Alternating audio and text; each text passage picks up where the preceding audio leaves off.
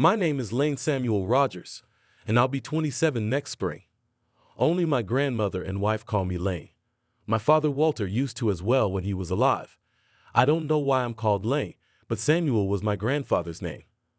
My parents shared the same birthday. In a peculiar twist of fate, they also passed away on the same day, albeit 22 years apart. My mother, Emily, was just 22 when she died. As I was only a few months old then, I have no memories of her. No one ever spoke about her. My father passed away on a lonely stretch of highway. His car veered off the road and collided with a tree. He had been drinking, though he wasn't drunk. They suspect he might have fallen asleep since there were no skid marks. They could never ascertain the exact reason he was on that highway.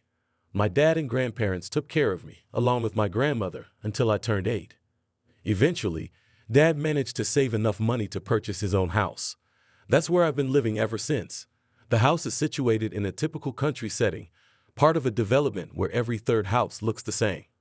4 years ago, while I was in college, my dad passed away. He had a restless soul.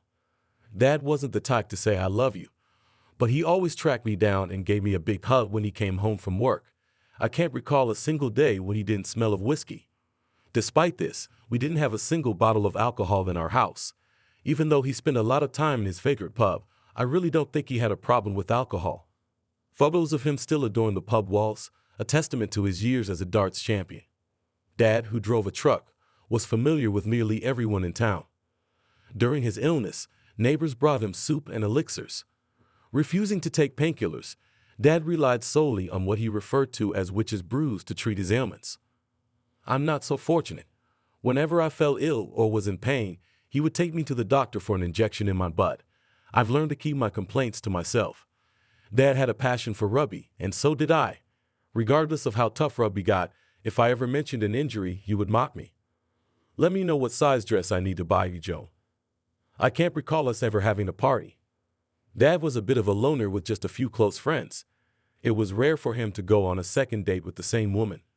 Trying to set him up on a date always ended in failure. When Dad passed away, Grandma covered the cost of a beautiful headstone inscribed with Walter Rogers, Emily Rogers, the loving parents of Lane Samuel Rogers. I hadn't visited my mother's grave until the day we buried my father. I hold a civil engineering degree and am currently employed in the city, focusing on road improvement projects. Although I hadn't initially planned on working in this field, my interest was sparked by a few presentations during my sophomore year in college. Between my junior and senior years, I interned in the city, and the timing was ideal since one of the veterans was retiring just as I was graduating from high school. I'm married my high school sweetheart, Mary Ann, and we have a 4-month-old son named Walter Samuel. Mary Ann and I were inseparable throughout high school. However, I ruined everything when I slept with a girl who was known for being promiscuous. You know how high school kids are afraid of dying as virgins. There were a lot of tears. Since I was heading to college and Mary Ann wasn't, we decided to break up. We would exchange greetings whenever we ran into each other during the holidays. After graduating from high school, I moved home, and about a week later, I found Mary Ann on my porch. I would still like to see if we have any magic left. We began a slow process of reconciliation. I found out that Mary Ann has her own house in the city. Her father accepted a job several hours away. Her parents moved shortly after Mary Ann graduated from high school. Mary Ann worked as an accountant at a clothing store downtown. After a few dates, it became very clear that we definitely had good chemistry. She wasn't a virgin, and I ended up on the floor more than once in college. We never talked about details. That was in the past. Our courtship lasted less than 6 months before I proposed to her. We waited a few years before we decided to have a child. Mary Ann worked until 10 days before giving birth. I'm your typical 6 foot, 200-pound, out-of-shape guy. Mary Ann is petite, about 5 feet even, and barely 100 pounds. Her breasts look like little pancakes with raisins on top. Mary Ann is athletic and being so light, gyrates as she rides me like a cowgirl. She is a tigress in the bedroom and refuses me nothing. It's not about what you have, but how you use it, she often says. One of her favorite role plays is when I sneak up on her in the kitchen and pin her to the table. I mask my voice with a low growl as I caress her. I can't call it a rape fantasy. It's more like a rag doll, a submissive slave. In such games, she more than once reached the peak of pleasure. This little treat was put on hold when Mary Ann became pregnant. As her due date drew near, she started to resemble a water balloon with legs. She despised her appearance and couldn't grasp how I could still love her despite her bloated state. "How can you love me when I look like this?" She would often lament. Tormented by hormones, there was nothing I could say to ease her fears. My engineering degree hadn't equipped me with the skills to soothe her fragile mind. Walter Samuel wrapped his small fingers around me. "I'll do anything for him," I thought. Mary Ann really enjoys being a mother. We'd have already planned for a new addition to the family as soon as Walter's first birthday arrives. I make enough from my job to easily afford our lifestyle. Mary Ann often feels self-conscious about her figure and wishes she had bigger breasts. Currently, because she is breastfeeding, they're larger than usual. Meanwhile, there's a guy next door who frequently hangs around our house. His name is Charlie, and he recently graduated from high school. He takes on hard work whenever he can find it and always asks if we have any tasks for him to do. Personally, I find him a bit creepy. He's quite a big guy. Roughly a week before Christmas, our marriage hit a rough patch. Upon arriving home, I discovered Mary Ann on the sofa, tears streaming down her face. "I'm really sorry, Lane. I didn't want this to happen." "I'm so sorry, Lane." "Mary Ann, what are you sorry about? Tell me what happened." Sobbing, she replied, "I was unloading groceries and one of the bags tore. Charlie was nearby and began helping me pack my things. Even though I told him I could finish it myself, he took several bags to the kitchen. When I turned my back to him, he pinned me against the counter. He did the same thing you do when we play this game. I think he was spying on us. I was just locked. I was scared and confused, but I couldn't speak." "Was it rape? Did you enjoy it too?" "Sorry, I didn't say anything." "No, I didn't enjoy it. Everything happened so quickly. I was scared." "You didn't answer me. Was it rape?" Mary Ann remained silent and shook her head. "This is just wonderful. When you get scared, do you just let strangers have their way with you?" "Lane, no, it wasn't like that at all. I didn't know what to do. I just froze. How about screaming, kicking, and clawing?" "Lane, it wasn't fun at all. I was numb." Walter started crying. "So I broke away, pushed Charlie, and locked myself in the bathroom. I've probably showered 10 times since then. It's a pity that our marriage wasn't an emotional one. Maybe you could have saved him. I'm going to stay with my grandmother for a few days." "Lane, no, don't go. I need you. I want to be your wife. Please do not go. I love you. Please." Her tears and pleas won't stop me. I wanted to punch the wall, I said, feeling the weight of the situation. Nothing in life was more terrible.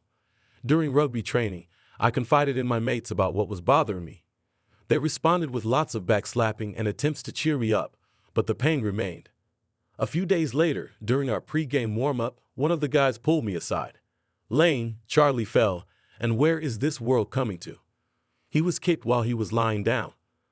I think a couple of guys kicked him about 100 times with steel-toed boots. He's in street rows. There may never be any little Charlies." "You guys are the best," I said. After the game, I headed home. Mary Ann started to cry and plead. "I'm really sorry. I made a mistake. I love you. Please do not leave me. Please, I'm not ready to discuss," I responded. I took a shotgun shell, inscribed Charlie's name on it, and slipped it into my pocket. I made my way to Charlie's room in the hospital. During the attack, he had tried to shield his jewelry with both hands, but they were no match for the steel toes of rugby boots. Now, both his arms were in casts, and he was hooked up to numerous tubes. When he saw me, his blood pressure started to spike, mirroring his escalating fear. I revealed the shotgun shell to him. "Charlie, I won't hurt you today. See your name on this shell. If I ever find out that you've even thought about Mary Ann, your mouth will be full of what's in that little thing. Am I making myself clear enough for you, Charlie?" He nodded affirmatively several times. His blood pressure was alarming when I left the room. I headed to the pub to drown a few sorrows. When I went to see grandmother, she scolded me. "Lane, open your heart. Give her a chance. Don't wait too long, please." "I'll need a few more days, Grandma." After hugging her, I went to bed. This morning, I discovered my grandmother sitting at the kitchen table, a box of tissues beside her. She had taken down a photograph of my father and was staring at it. It seems she doesn't sleep at night. "Are you okay, Grandma?" I echoed last night's conversation as I headed to the pub. After listening to the lecture at Grandma's house, I went to bed. On Christmas Eve, I woke up to find Grandma in the kitchen again, looking upset. The tissue box was empty, and she was staring at a photo of my father. It seemed like she was muttering something, but I couldn't make out what it was. Open your heart, Lane. It was a mistake, maybe a big one, but still an error. Do you need me to remind you of some big mistakes you've made? How is this different from you and that approachable girl at school? Grandma, we are married now. This is completely different. At that time, Mary Ann was already wearing your wedding ring. I'll tell you what has changed. It is now you who have to deal with the sting of betrayal. When it was her feelings, it was no big deal. But now that it's your feelings, well, is it different? Don't wait too long, Lane. She began to cry once more. After kissing her forehead, I walked away. Later, I ended up in a pub around dinner time. The place was fairly empty, with just a few people coming and going. A wave of depression washed over me. God, how I miss Mary Ann and little Walter. I believe I've already made up my mind about what to do. Taking another deep breath, I swallowed my pride along with the whiskey. I know alcohol isn't the solution, but I was fairly certain that milk and water wouldn't help either. Hey, guy, he extended his hand. You look just like I feel. My name is Walter. I've been watching you for a long time. May I join you? I glanced up and noticed a guy roughly my age, perhaps a bit younger, with vacant eyes and a blank expression. A faint scent of whiskey lingered on his breath. Certainly I didn't notice you, I said, shaking his hand. My name is Lane. Let me guess, like me, your wife cheated. I nodded in response. Do people live here, Lane? Christmas should be spent with family. That's right, I'm Lane. But I never knew my mother. She died when I was a baby, and my father passed away 4 years ago. What about you, Walter? Well, if you are Lane, then I will be Walter. Both my parents are alive. I'm alive until I figure out raising a child. Lane, I found out about this a few months ago. You? I'm Lane, last week. My lady at the party cheated on me. Anyway, she felt guilty and broke down after a few days. At your place? My neighbor forced himself on her, but she didn't stop him. That night, she couldn't stand it. Let me guess. I'm really sorry. It was a mistake. I love you. Do not leave me. Yes, all of this. There's probably a script they all follow. I'm telling you, Lane, I was cruel. I made her share every single detail. She was overwhelmed with grief. I didn't relent. He mentioned that a divorce was most likely in my future. I'm telling you, Lane, her eyes were full of tears. She worked here as a waitress, and guys were always hitting on her. I still carry her photo. He reached into his back pocket and pulled out his wallet, knowing exactly where the photograph was. Though it was wrinkled, you could still see she was beautiful. The picture was taken a couple of years ago. She's still my favorite. No, I was too stubborn. She made a mistake and I would forgive her. It's just too long. She wrote me a note and left.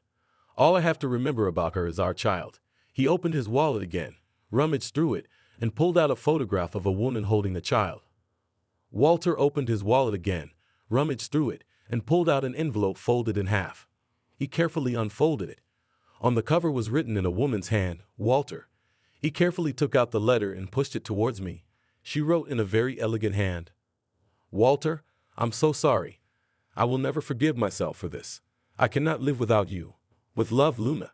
His eyes grew misty, and so did mine. The heartbreak was written all over his face. Now she lives here.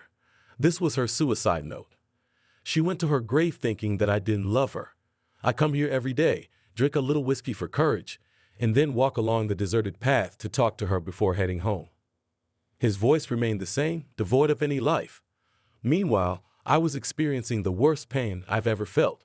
My stomach twisted in knots, my vision was clouded by tears, and my heart ached like never before. He wiped his eyes and meticulously put everything away. My heart went out to him. He's around my age, and now has to carry this burden for the rest of his life while raising this child. You have to ask yourself, Lane, would you rather hold your wife or see her name etched in stone? I know which option I choose. Unfortunately, I don't have that choice anymore. Merry Christmas, Lane. Thanks for letting me bother you. With that, he turned and walked towards the door. Merry Christmas to you too, Walter. Maybe we'll see you again? He didn't even glance back. He just raised his hand and waved. I attempted to swallow the last sip of whiskey, but the lump in my throat made it impossible. Tears flowed down my face as I called the waitress and began putting on my coat. She was young and unfamiliar to me. Handing her a 20, I said, "Is that enough? Let me bring you some change, honey." "No, keep the change. Merry Christmas." "Thank you, honey." "Merry Christmas to you too." She bent down and picked up something from the floor. "You must have dropped it." It was a photograph of a tombstone. "No, the guy I was talking to must have dropped it," he insisted. "Honey, you're wrong," she replied. "I've been here since 4 o'clock, and there were only a few people around. You were alone all evening." "No, it was a guy my age. His name is Walter." She gently touched my cheek and gazed into my eyes. "Be strong, Lane. You can do it. It's time for you to go home." She slid the photo toward me. I glanced at it and began to tremble. My head started spinning, and my vision blurred. I looked once more to confirm. Luna Rogers, loving mother of Lane Samuel Rogers. I rested my head on the table, feeling everything spin around me. It couldn't be true. Taking a deep breath, I stood up and glanced at my hand, only to find a drink coaster instead of a photo. My $20 bill was still lying on the table. Scanning the room, I realized the waitress was nowhere in sight. Grabbing the $20, I headed to the bar. I tried to pay the waitress. "She can keep the change," I said. I felt dizzy all evening. When I reached the car, I tried calling home, but no one picked up. I dialed Mary Ann's number next, but still no answer. The drive home is a blur. All I recall is repeating, "Please be okay, please be okay. My son will not be raised the way I was raised." I pulled into the driveway and noticed the house was dark. I decided to call Mary Ann's parents. "Hello, Mom. It's me, Lane. Is Mary Ann there?" I asked. "She's busy. She puts Walter to bed. Can I ask her to call you tomorrow?" Her mother replied. "I would really like to talk to her tonight. She's busy today. She is with people who love her. Can you just leave her alone today? Please tell her that everything is forgiven, and I want her back if she agrees. I'm home." The phone went silent. I walked into the house and headed directly to the bedroom closet. Retrieving a shoebox containing my dad's belongings, I made my way to the living room. Sitting down, I opened the shoebox and discovered his wallet. Gently, I took out the 2 photographs and the letter he had shown me before. The photos had yellowed slightly with age. Then, I came across the 3rd photo, capturing all 3 of them. Overcome with emotion, I began to sob. I kissed the photographs. "I love you, Mom. I love you, Dad." I took another glance at my wallet and found myself holding a photo of Luna's gravestone. My hands were trembling as I tried to calm down. Mary Ann's parents lived 2 hours away, and I had no idea if she would come home tonight or if she would come back at all. I was a complete wreck. I counted the chimes from 1 to 11, and when the 12th stroke sounded, I heard the front door open. Mary Ann set down the stroller. She cried, "Lane, it's me." Raising my hand like a stop sign, I said, "I know it was a mistake. I understand. Everything is over. We will never talk about this again. I have never loved anyone as much as I love you. I want you to come back if you will take me." She threw herself into my arms. "I love you, never again, I promise." We hugged and kissed for a long time. "What is this on the table?" "These are my father's things. I felt very lonely today. I'll clean everything up in the morning. Merry Christmas." "I have nothing for you." "Merry Christmas. Having you back is the only thing I wanted. I am so sorry. I will never forgive myself for this. I cannot live without you." The hairs on the back of my neck stood on end. I squeezed her tightly. My tears started flowing again. "Mary Ann, it took me a few days to realize this, but I would rather live with you than without you." The energy and passion we put into our lovemaking were incomparable to anything we had ever experienced. I don't think we fell asleep until 4 a.m. Walter's crying woke us up around 6 a.m. "Hurry up and get dressed. We need to get to Grandma's house." In the kitchen, Grandma was seated with a box of tissues. Her eyes sparkled with joy, reminiscent of a 5-year-old spotting gifts under the tree. As soon as she saw us, she embraced Mary Ann and planted several kisses on her forehead. Mary Ann was unsure how to react. Grandma truly needed this. Grandma pressed her head against my chest and hugged me tightly. Later that morning, Mary Ann was in the kitchen, gently rocking Walter in her arms the way mothers do. Grandmother had a photograph of my father, and I assisted her in hanging it back on the wall. When did you stop calling Dad Walter? I asked. Her head snapped towards me, a look of surprise and shock crossing her face. On the first Christmas Eve after Luna's death, she began.